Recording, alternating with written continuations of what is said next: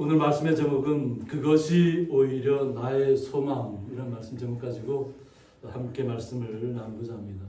다 같이 해볼까요? 그것이 오히려 나의 소망. 선지자의 입장에서 보면 나라가 무너지는 경험을 한다는 것은 고통입니다. 나라를 이끈다고 하는 지도자들도 나라가 무너지는 광경 속에 있으면 굉장히 위기의 의식을 느끼고 좀 나라를 굳건히 채우려가는 그런 의지도 있지만 이렇게 저희들이 한번 이 역사를 이래 보면 부패한 왕이나 부패한 대통령은 자기 목숨 살리기 바쁘더라고요. 나라를 다시 재건하기 위해서 자신을 헌신하는 것이 아니라 망명의 길을 택하거나 아니면 그 나라보다는 자기가 가진 자신의 생명을 더 우선하는 경우가 많아요. 그런데 하나님께서 이스라엘이라는 나라를 멸망시키기로 작정하셨다고 하면 지도자들이야 호미 백성하고 자신들의 사명을 감당하지 못했기 때문에 그렇다 치지만 말씀을 증거했던 선지자들 입장에서는 참혹할 수밖에 없었다고 하는 겁니다. 오늘 예레미야 선지자도 마찬가지입니다. 하나님께서 분명히 자신에게 이 나라가 결국은 백성들이 지도자가 부패했고 백성들이 우상을 섬기면서 나라가 하나님의 나라가 아니라 우상의 나라로 바뀌었다고 하는 겁니다. 그러면 모든 것을 자유롭다고 하는 모든 것을 누린다고 하는 거기에 매료되어서 결국은 하나님을 잊게 되고 결국은 자신들의 뜻대로 살다 보니까 나라는 다른 나라의 침략으로 인해서 빼앗길 수밖에 없는 나라를 잃어버릴 수밖에 없는 시간이 왔다고 하는 것입니다. 그것을 갖다가 1절에서는 여호와의 분노의 매라고 합니다. 그래서 분노의 채찍이란 뜻을 갖고 있는데 여호와의 분노에 찬 심판 도구를 가리킨다고 했습니다. 그러니까 하나님께서 작정하셨다고 합니다. 심판의 매를 들 수밖에 없는 분노의 매를 들 수밖에 없는 그런 시간이 선포되었다고 하는 겁니다. 여기서는 유다를 패망케 할 바벨론 군대를 말한다고 했습니다. 그 당시에는 바벨론이 가장 강대한 제국이었고 모든 주변의 나라들을 흡수하는 포로 삼는 그런 시대입니다. 하나님께서 바벨론이라는 나라를 들어서 결국은 이스라엘이라는 나라를 역사 속에서 사라지게 하는 그 당시의 시간으로 보면 나라가 사라지는 시간이 왔다고 하는 겁니다. 이런 광경을 통해서 선지자가 받는 그 고통과 수고가 너무나도 컸다고 하는 겁니다. 이 선지자조차도 하나님 앞에 말씀을 받대로 선포는 했지만 자신이 온전히 주님의 말씀 선포하고 나서 고통 속에 빠졌다고 하는 겁니다. 오히려 나라를 이끄는 지도자들과 또 거짓 선지자들은 오히려 예레미야 선지자를 핍박했죠. 옥에 가두기도 하고 지하 감옥에 가두기도 하고 그런 고통을 겪으면서도 자신만은 하나님을 그대로 믿고 신뢰하고 나간다고 생각했지만 자신도 무너지는 그 광경을 예레미야 선지자가 겪고 있습니다. 그것을 고통과 수고라고 하는데 이 고통은 쓸개, 독초, 모든 종류의 독이라고 얘기합니다. 우리에게 생명의 위협이 느껴졌다는 거죠. 그러니까 모든 시간들이 고통 속으로 다가와요. 독을 먹는 것처럼 이 보통의 쓸개가 우리 사람을 이렇게 아프게 할 때는 저도 이게 쓸개 없는 사람이지만 고통에 의한 순식간에 계속 다가와요. 저는 급성이었으니까 더 있을 텐데 계속 바늘로 찌르는 것 같아요. 그리고 숨을 쉴 수가 없을 것 같아요. 고통이 곧 금방이라도 죽을 것 같은 시간이 오더라고요. 아마 이 예레미야 선지자도 그와 같은 시간을 겪었다는 겁니다. 자신이 주님의 사람이고 주님의 말씀을 선포했지만 이제 나도 너무나도 고통에서 벗어나고 싶은 시간들, 하나님에게서 떠나고 싶은 마음도 자신에게 들었다는 것이죠. 그래서 이 쓰디쓴 고통을 얘기하고 또 수고라는 뜻은 뭐냐면 고역, 곤고함이라는 거죠. 너무나도 큰 아픔을 겪고 있다고 하는 겁니다. 그래서 인생을 곤란케 하고 힘들게 하는 모든 것들을 가리킨다고 했습니다. 우리가 인생을 살아오면서 여러 가지 고비들을 많이 겪습니다. 그 파고를 잘 우리 성도님들은 잘 넘어오신 거죠, 지금까지. 그래서 우리가 보통 환난이 다가왔을 때는 그 환난에 순응해야 됩니다. 우리가 파도를 타보면 그 파도에 순응하면 우리가 그 파도를 파도를 이겨낸다는 것보다도 거기에 순응해서 거기에서 파도에서 살아남을 수 있습니다. 그런데 오히려 파도를 거슬려서 내가 무언가를 해보겠다고 하다 보면 모든 체력을 다 소비하고 기진맥진해서 결국 바다에서 빠질 수밖에 없는, 죽음을 맞이할 수밖에 없는 그런 상황을 맞이합니다. 그래서 파도는 우리가 싸우는 것이 아니라 거기에 순응해서 우리 몸을 맡기는 것입니다. 우리의 인생이 얼마나 힘든 과정을 겪었겠어요. 근데 예레미야 선지자가 나라가 사라지는 그 광경 속에서 자신에게 그 모든 수고의 시간들, 지금까지 살아오면서 가장 고통스러운 시간들이 다가왔다고 하는 거죠. 그래서 결국 유다 백성은 헤어날 수 없는 절망적인 현실에 놓여 있었다고 이렇게 역사자들이, 신학자들이 이것을 말씀으로 기록하고 있습니다. 모든 것이 무너졌다고 생각하는 시간이죠. 그런데 예레미야 선지자에게는 어떤 것까지 느꼈냐면 다듬은 돌을 쌓았다고 얘기합니다. 이 다듬은 돌을 쌓았다는 것은 뭐냐면 다듬은 돌로 쌓은 것은 도무지 뚫을 수 없고 허물 수 없는 견고한 단계. 우리가 이스라엘의 어떤 통곡의 벽을 가보면 그 사진을 접하신 분들도 계시지만 가보면 커다란 돌덩이에요. 그것이 한번 쌓여지면 그것을 사람의 힘으로는 무너뜨릴 수 없다고 합니다. 사람의 힘으로. 그런데 예레미야 선지자 본인에게 현실적으로 하나님께서 그렇게 자기를 그렇게 막았다는 거예요. 지금 자신은 고통 속에 있고 숨 쉴 수 없고 정말 금방이라도 죽을 것 같은 그런 시간이 다가왔음에도 불구하고 도저히 하나님께서 이렇게 자기를 딱 가둬둔 상황 속에서는 아무것도 할 수 없었다는 거죠. 그래서 자신은 하나님을 떠나야 되겠다는 그런 마음까지도 예레미야 선지자가 갖게 되는 것입니다. 그래서 내 길들을 막아서 내 길들을 굳게 하셨다고 했습니다. 하나님께서 다 모든 길들을 다 막아놓으셨다는 거예요. 빈틈없이 스스로 어떤 헤쳐나갈 수 없게 그냥 하나님의 마지막 말씀, 그냥 이 모든 것이 무너질 것, 이스라엘이 사라질 것만 선포하게 되는 거죠.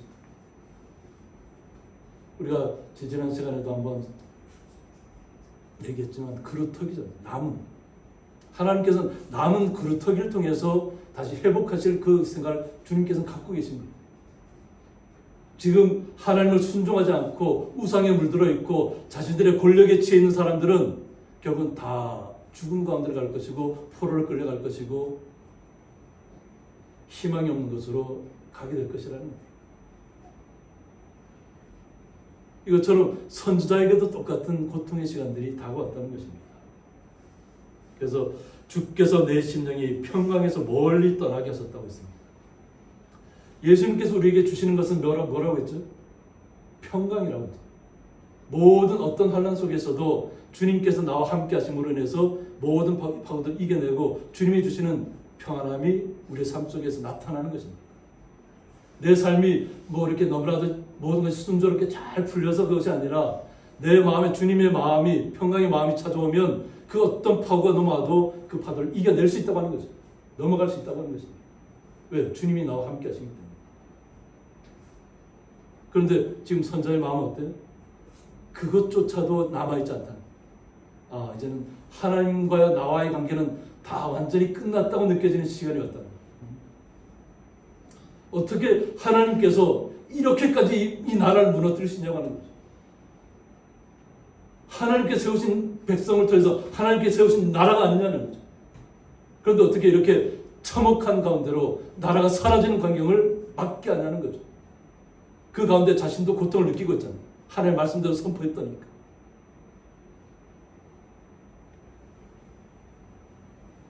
그래서 자기가 내가 복을 내어버렸다 이렇게. 저는 이제 하나님과의 관계는 끊어버리겠습니다. 하나님 말씀대로 선포를 했지만 내가 당하는 이 고통의 시간들이 하나님이 나에게서 완전히 끝난 것 같고 하나님은 이제 사라진 것 같은 느낌이 자신에게 왔다고 하는 겁니다. 얼마나 처절하게 예레미야 선지자가 느꼈으면 난 하나님과 함께 하지 않겠습니다. 이런 마음까지. 그래서 스스로 이르기를 나의 힘과 여호와께 대한 내 소망이 끊어졌다. 하나님에게 소망을 두고 있었는데 지금 상황을 보니까 하나님께 소망을 둘 수 없는 상황이 이르렀다는 거죠. 모든 것이 파괴될 시점에 왔고 이제는 포로로 끌려갈 시점이 왔고 또 자신은 하나님께로 돌아오라고 얘기했지만 그들이 하나님을 떠나서 강대국도 서로를 다 이르자다가 결국 나라마저도 다 빼앗기는 시간. 온전히 주의 말씀대로 선포했다가 고통받는 자신의 모습 속에서 이제 나의 소망은 끊어졌습니다. 저는 하나님께 대한 소망을 가질 수가 없습니다. 어떻게 제 자신이 이렇게 처참하게 무너지고 있는데 어떻게 하나님에 대해서 의지할 수 있겠냐고 하는 거죠. 저는 이제 도저히 못합니다 하고 내려놓는 시간. 예레미야 선지자. 그러나 우리가 이 땅을 살아가면서 하나님께서 이 세상을 창조하셨잖아요. 우리가 살 수 있는 세상. 수없이 많은 은하수가 펼쳐져 있고 수많은 별들이 있지만 사람이 인간들 우리가 살 수 있는 환경은 우리 지구라는 환경밖에 없어요. 태양과 조금 더 가까워져도 못 살고 태양과 더 멀어져도 못 사는 것이 우리 인간이죠.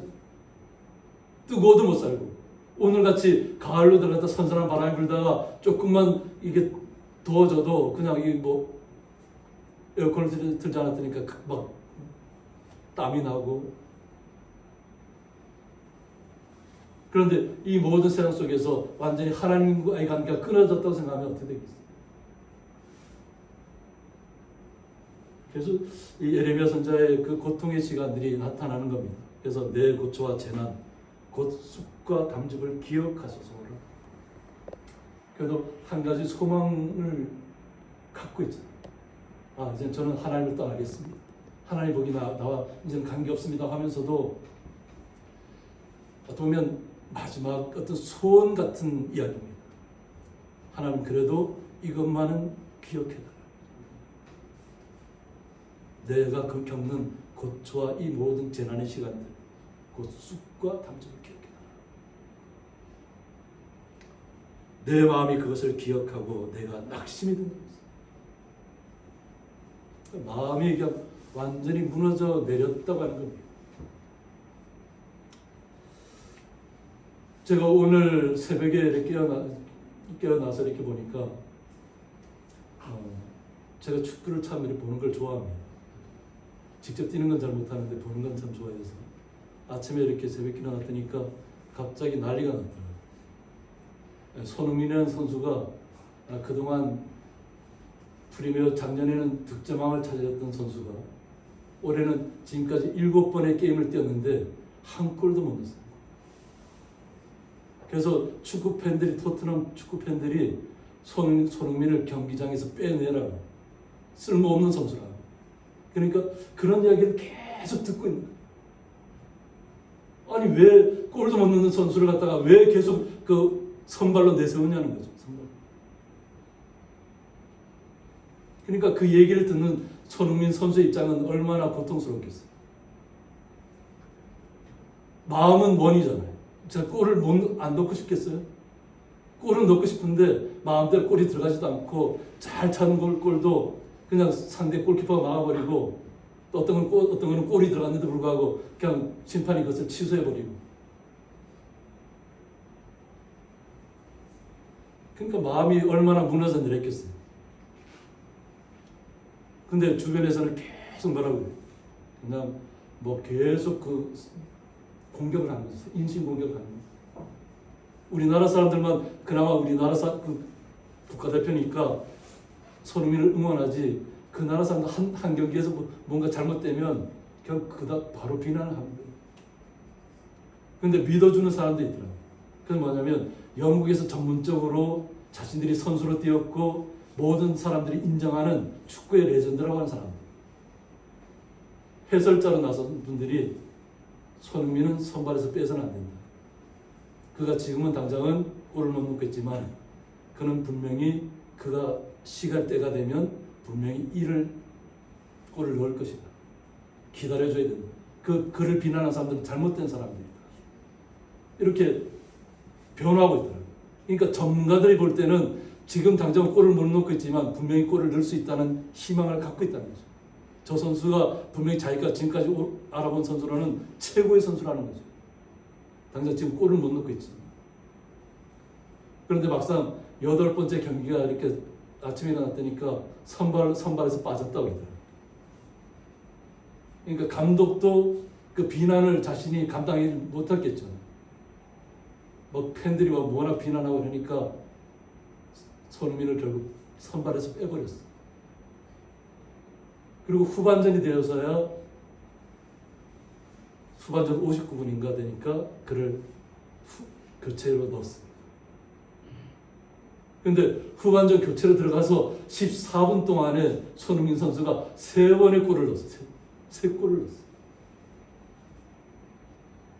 그것도 뭐 우당탕탕하다 흐지부지 뭐 어쩔 수 없이 들어가는 골이 아니라 그 누구도 막을 골키퍼조차도 그냥 알면서도 못 막을 정도의 궤적을 그리면서 골이 들어와서 결국은 3번의 골.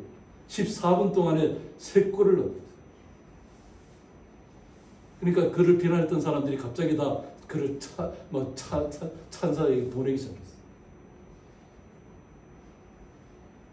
우리가 살아가는 세상도 마찬가지입니다. 우리는 주님을 신뢰하잖아요. 주님이 나의 모든 것이라고 고백하고 있잖아요. 그런데 주님께서 원하시는 뜻대로 우리의 인생의 삶의 시간들이 펼쳐지지 않을 때가 있다고 하는 거죠. 그럴 때는 주위에서 비난이 계속 오는 거예요. 근데 그 비난을 이겨내려면 어때요? 그 마음을 우리는 지켜야 됩니다. 성경에서 항상 얘기하는 것이 뭐냐면 육체가 질병 가운데 죽음 가운데 임박해도 마음을 하나님께 온전하게 향하여 있어야 됩니다. 그래서 멘탈이 우리가 보통 요즘 현대시대는 멘탈을 굉장히 강조합니다. 어떤 위기의 시간이 와도 내 마음을 정확하게 딱 중심을 잡고 있지 않으면 금방이라도 무너진다는 거죠. 아마 우리가 1년 후에 아마 통계를 보면 자살한 사람들이 수도 없이 많을 겁니다. 그들이 마음을 지키지 못했기 때문에 죽음 가운데 스스로 내모는 거예요. 마음을 지켜야 될 좀 있습니다. 성도들. 죽음이 두려운 것이 아니라 주변의 환경이 두려운 것이 아니라 내가 주님 앞에 온전히 주님을 신뢰하고 있는가 없는가 그것이 가장 중요합니다. 비록 지금 현재의 시점은 정말로 근심 가득하고 고통의 시간, 죽음에 임박한 고통을 느끼고 있잖아요. 자신. 그 고통의 시간을 인내할 수밖에 없었다는 거죠. 그리고 나서 깨닫는 것이 뭐냐면 21절에 보면 이것을 내가 내 마음에 담아두었더니 하나님의 거룩하신 뜻을 기억해냈다고 하는 거죠.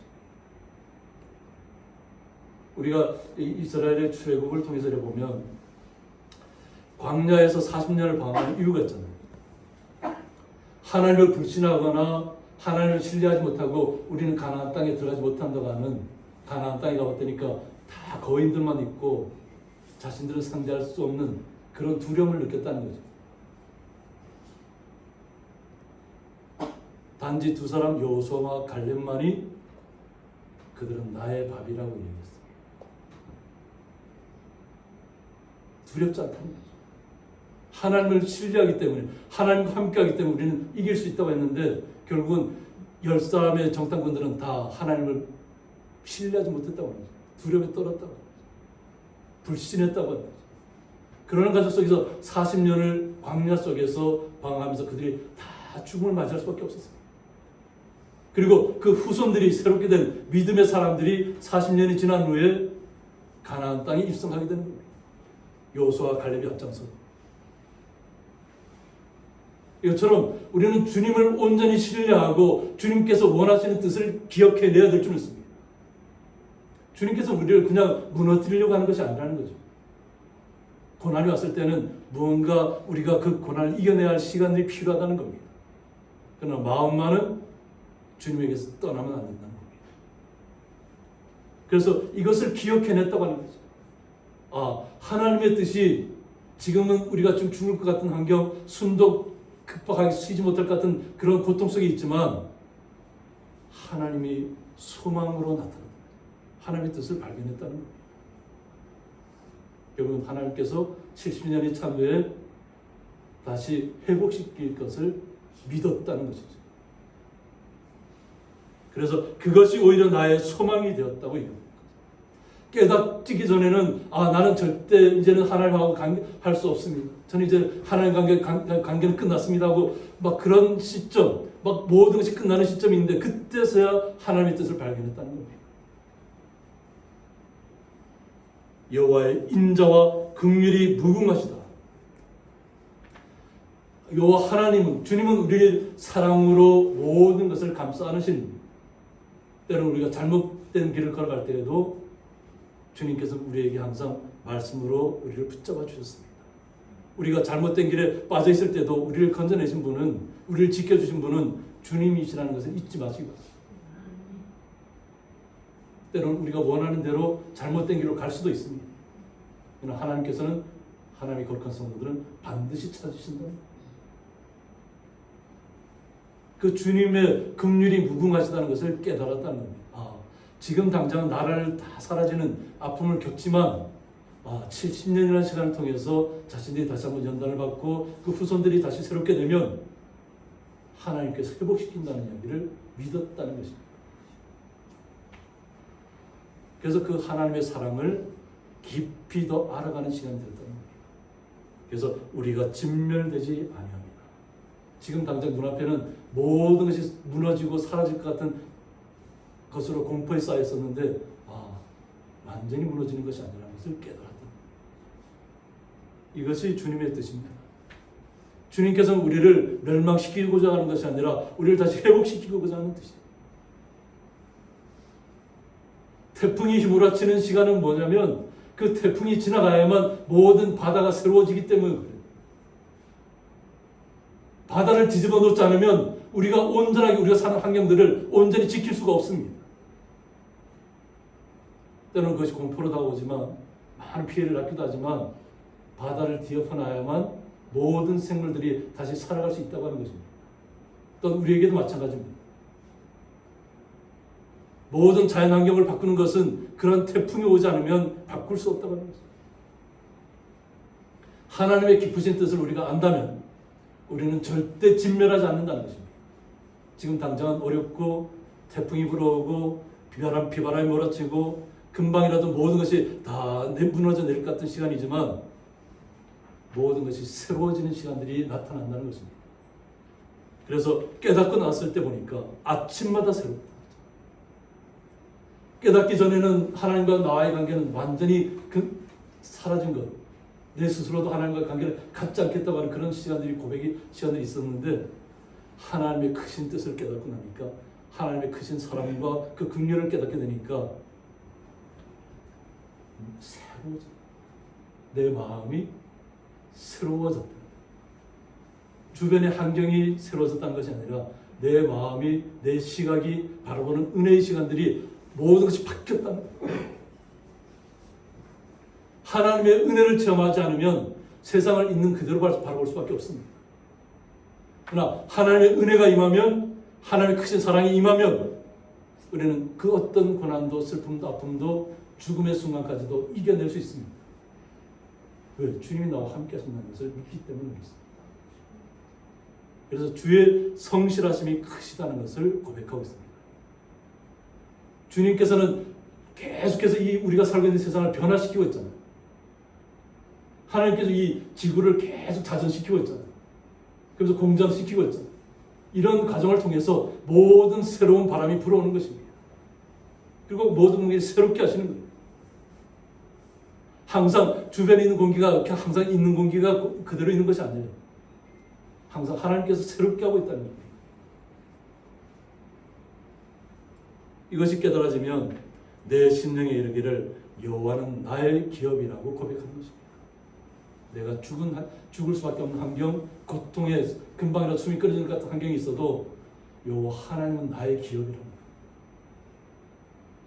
나는 주님의 나라에서 영원토록 살 수 있는 특권을 얻었다는 것입니다. 우리 성도님들. 이 땅에서도 환경이 불하지 않고 주님만을 섬김이어서 하나님의 나라를 소망하는 것입니다. 주님이 나의 기업이라는 거예요. 주님이 나의 기업.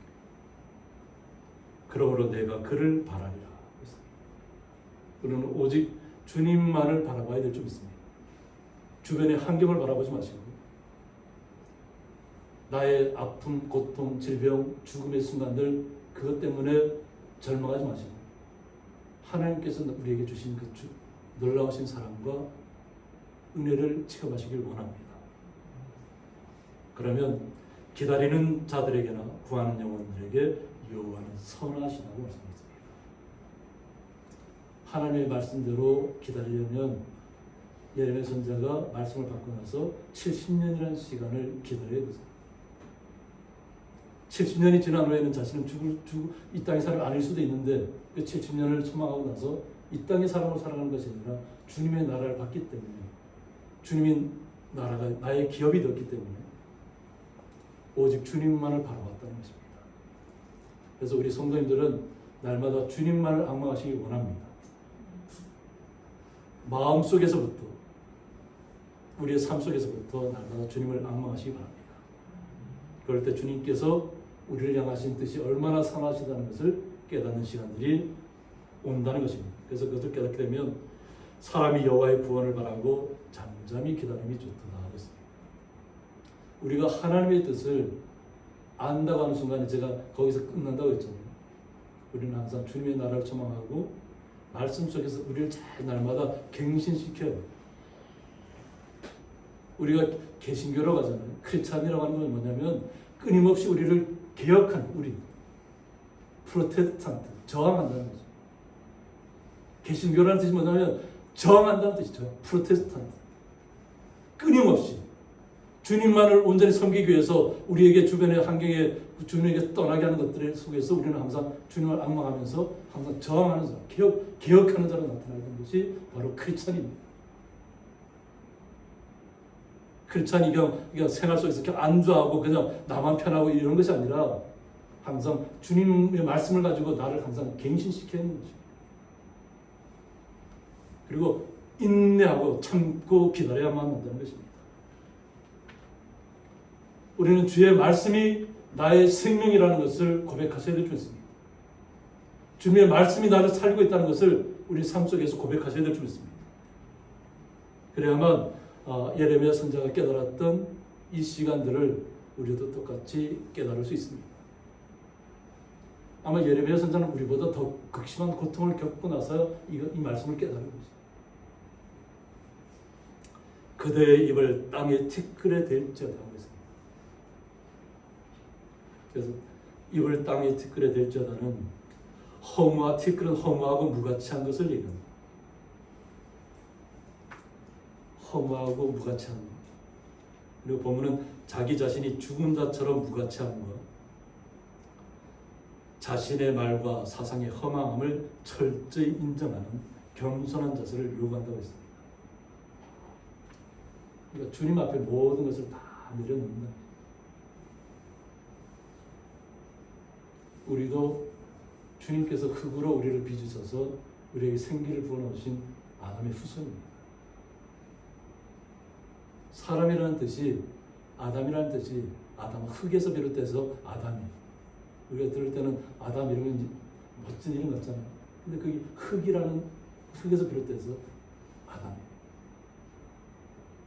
흙에서 비롯된다. 우리는 주님이 아니면 그냥 먼지처럼 사라질 수밖에 없는 사람들이에요. 그런데 우리가 먼지처럼 티끌만도 못한 우리를 하나님께서 이 땅의 사상과 어떤 이 땅의 제약에 물들지 않고 오직 주님만을 앙망하며 주님만을 신뢰하면서 주님과 함께 동행하기를 주님께서 원하신다는 것입니다. 그러니까 우리가 알고 있는 사상들, 우리가 알고 있는 지식들을 통해서 하나님을 판단하려고 하시면 안 된다는 거죠. 세상의 것들은 보면 하나님 보시기에 가장 무가치한 것들.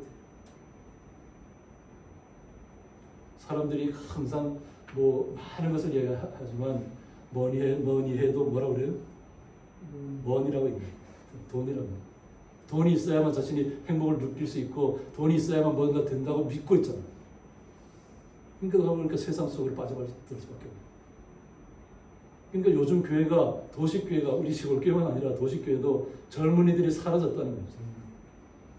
뜨겁게 찬양하는 그런 젊은이들도 있지만 대체적으로 젊은이들이 예배를 참석하지 않는다. 세상의 가치관이 그들을 붙잡았다는 거예요. 세상의 가치. 우리는 어떻게 해요? 그러나 이러한 때일수록 우리 자신이 세상을 바라보는 속에서는 우리는 아무것도 안 할 수 있지만 주님의 앞에 붙들려 있으면 주님의 거룩한 기업이 된다는 것이죠. 여호와가 나의 기업이라고 했잖아요. 주님이 나의 기업이라고. 그러면 우리에게 혹시 소망이 있을 것이라고 합니다.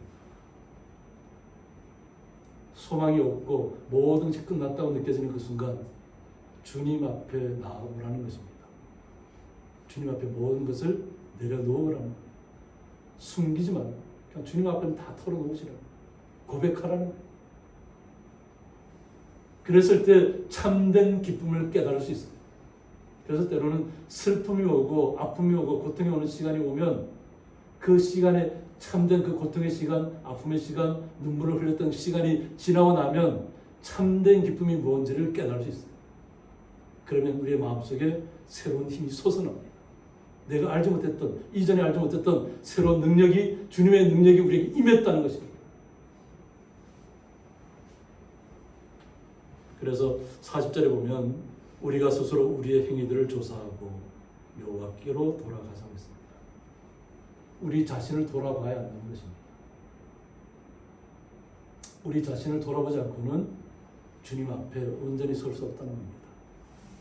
내 모습이 과연 주님만을 붙잡고 주님만이 나의 모든 것이라고 고백했던 삶이었는지, 아니면 조금이라도 어려움이 왔을 때, 조금이라도 미끄러졌을 때, 넘어졌을 때 주님은 나와 함께 하자는 것처럼 느끼고 하나님을 떠나려고 했는지, 나는 넘어져도 쓰러져도 꼬꾸라져도 죽음의 순간이 임박해도 저는 절대 주님을 버리지 않겠다는 성도들의 고백이 있어야 될 줄 믿습니다. 그래야 우리가 주님 앞으로 돌아갈 수 있습니다. 주님이 나의 기업인데 우리가 무엇을 유산으로 받길 원하겠어요? 우리는 주님으로부터 기업을 얻었잖아요. 우리 천대까지도 우리에게 은혜를 베풀어 주신다 했잖아요.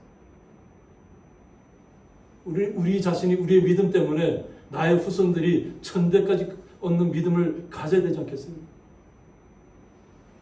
그러면 여호와께로 돌아가야 한다는 것입니다.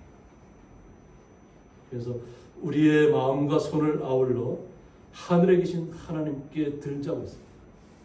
우리의 마음과 손을 아울러서 우리의 모든 것을 하늘에 계신 하나님께 들자고 하는 것입니다. 나의 모든 고백들을 다 하나님께 아뢰라는 겁니다. 세상으로 바라봤을 때는 다 무너지는 것 같이 느껴지는 시간들이 있잖아요. 소망이 없는 것처럼 느껴질 때가 많잖아요. 근데 그런 때일수록 우리는 주님께로 돌아가서 주님 앞에 손을 들어야 될 줄 있습니다. 그리고 주님께서 주시는 능력을 체험하시고 주님께서는 힘을 얻으시고 주님께서 나의 모든 것 삶 속에서 함께 하신다는 것을 인정하시기 바랍니다. 내가 넘어질 때는 넘어진 이유가 있습니다. 내가 쓰러질 때는 내가 쓰러지는 이유가 있습니다. 우리에게 죽음의 순간이 다가올 때는 주님께서 원하시는 뜻이 분명히 있어요. 저뿐만 아니라 우리 성도님들도 그런 과정을 겪었을 좀 있습니다. 근데 그 죽음의 위기가 찾아왔을 때 진정한 회복의 시간을 맞이할 수 있습니다. 죽을 수밖에 없었는데 주님께서 우리를 살려내신 거죠. 그래야만 우리의 마음이 굳건하게 주님께로 향할 수 있다는 것입니다. 주님께서 우리에게 마음껏 우리가 할 수 있도록 허락하셨어요. 그런데 주님께서는 우리를 지켜보고 있다는 거죠. 우리 마음껏. 그래서 잘못된 길을 갈 때 때로는 우리를 넘어지게 하고 쓰러지게 하고 또 고통 속에 빠지게 하면서도 우리를 찾기 위한 우리. 우리 하나님의 자녀를 어떻게 하나님께서 자신의 자녀를 버리겠어요? 하나님의 아들이고 하나님의 딸이라고 하나님께서 인정하셨는데, 주님께서 우리를 구원하셨는데, 그것을 위해서 주님께서 십자가에 달려 돌아가셨는데 어떻게 우리를 잊어버릴 수 있고 어떻게 우리를 찾지 않을 수 있겠냐고 합니다.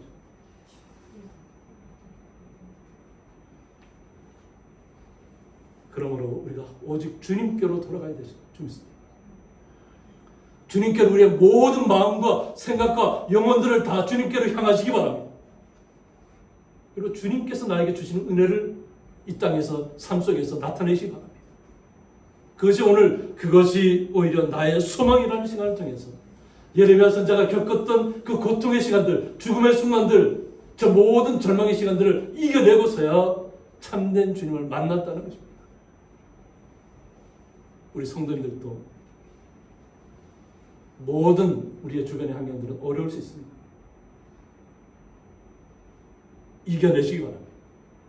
그래서 온전히 주님께로 돌아가서 주님을 붙잡고 주님께 위해 모든 것을 들고 주님을 만났을 때 이루어진 일들이 좀 있고, 날마다 우리 삶 속에서, 우리 성도님의 삶 속에서 날마다 기쁨과 감사가 넘치는 삶이 날마다 넘쳐 흐르시기를, 그래서 우리의 모든 이웃들에게까지 그 사랑이 흘러갈 수 있도록 주님께서 우리 성도들을 더 굳건하게 하시고 또 강하게 하시고 담대하게 하시고 어떤 어려움도 이겨낼 수 있는 믿음을 허락하실 줄 믿습니다. 함께 기도하겠습니다.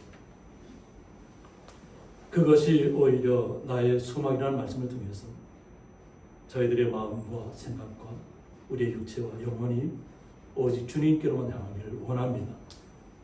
주님께서 우리의 그러한 마음을 받으신 줄 믿습니다. 우리를 날마다 새롭게 하여 주셨고, 날마다 때로는 눈물 흘릴 때, 고통에 몸부림칠 때 우리를 붙잡아 주시고 우리의 눈물을 닦아주시고 우리를 위로하시고 새로운 힘을 더하실 줄 믿습니다. 그 주님을 날마다 우리의 삶 속에서 체험하며 나아갈 수 있도록 주님께서 날마다 주의 거룩한 성도들을 붙잡아 주셨고 새롭게 하여 주옵소서. 주님의 그 거룩하신 은혜와 사랑에 감사하며 예수님의 이름으로 기도드리옵나이다. 아멘.